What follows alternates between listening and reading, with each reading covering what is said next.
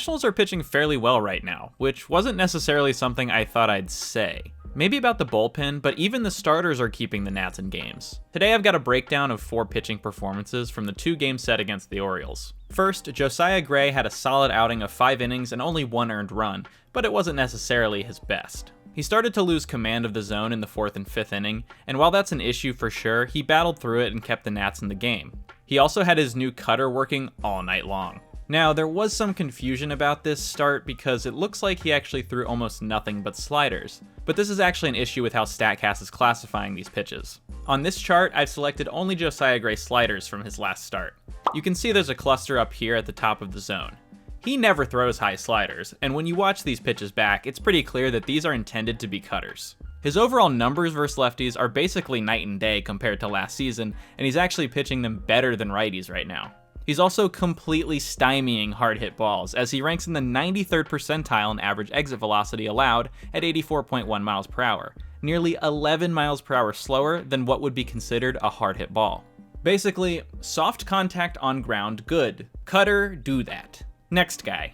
Oops. Actually, I was going to end the Gray segment there, but then he visited the Mets and Queens and completely dominated them. He had every pitch working, especially the fastball, like we've never seen it before. I looked into the data and there wasn't anything different in terms of spin or pitch movement that could explain why Gray's fastball was unhittable. Instead, I believe it's a combination of location and tunneling as well as getting ahead in the count. That latter point was evident all night long. Gray was throwing first pitch strikes and he was able to do it with every pitch in his arsenal. First pitch fastball, strike. First pitch cutter, strike. First pitch slider, strike. First pitch curveball, you get it at this point. So now, as a hitter, you can't really sit on anything, especially when Josiah's slider was completely wiping out Mets hitters all game. Here's Josiah versus Pete Alonso. You know, the guy who's casually near the top of the home run leaderboard.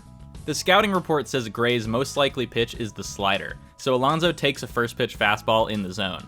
Then he gets another fastball up and in right on the corner, and he fouls it off. Now Alonso is probably thinking, okay, he's clearly throwing the fastball tonight, guess I gotta be ready for that. So when he gets this absolutely filthy slide piece, he is cooked.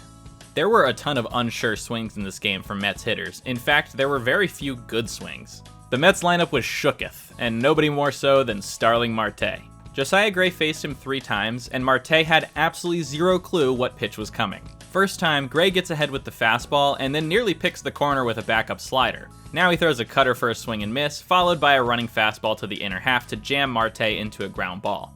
Those 2 pitches are starting at the same place and going in 2 different directions. The third time around, Gray essentially walked Nimmo to get to Marte in this matchup with 2 outs. Starts him with 4 straight heaters and then drops this devastating slider on 1-2, and I genuinely cannot understand how Marte managed to take this pitch. Wastes a fastball down, and on the 3-2 goes back to the spinner off the plate for the swing and miss. What an outing for Gray. And I want to give a shout out to K-Bear Ruiz because Josiah said that he barely shook him off all game. You love to see the young battery in sync like that. MacKenzie Gore pitched 4 brilliant innings against Baltimore, and 2 that were not so good. He ended up with a quality start, but with the stuff that he had, it could have been far better. It's simply about command. When his fastball is up and in, you ain't hitting it. But then he just forgets how to throw a strike sometimes. That's a problem, but the kid is 24 and hasn't pitched a full major league season yet, so he's still got time to work on things. I think the most important part of his outing were the 2 innings he threw after allowing the home run. He clearly wears his heart on his sleeve out there, and sometimes those emotions can start to spill over a bit when things don't go well. But he really bounced back and calmed down in the 5th and 6th inning. To be honest, he was completely dominant. And if he can get the walks under control, he could be him. Update. He got the walks under control. MacKenzie Gore saw Josiah Gray's 9 strikeout performance and said, "That's a nice 9K game there, JoJo. Would be a shame if someone got 10. MacKenzie Gore has one of the most unhittable fastballs in all of baseball. His combination of velocity, spin, and extension results in a pitch that is difficult to see and almost impossible to time up. High fastball from MacKenzie? Call that mac and cheese. He's just been a little wild, and the few mistakes he's made have resulted in damage due to walks. But this night, he finally pounded the strike zone consistently and was utterly dominant.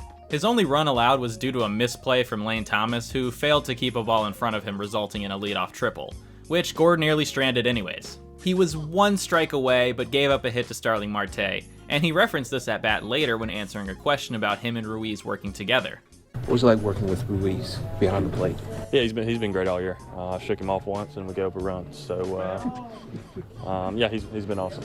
I mentioned his amazing fastball, but his curveball is an underrated part of his arsenal, and it was on full display in this one. He was able to throw it for a strike on any count, and it was especially effective as a first pitch strike.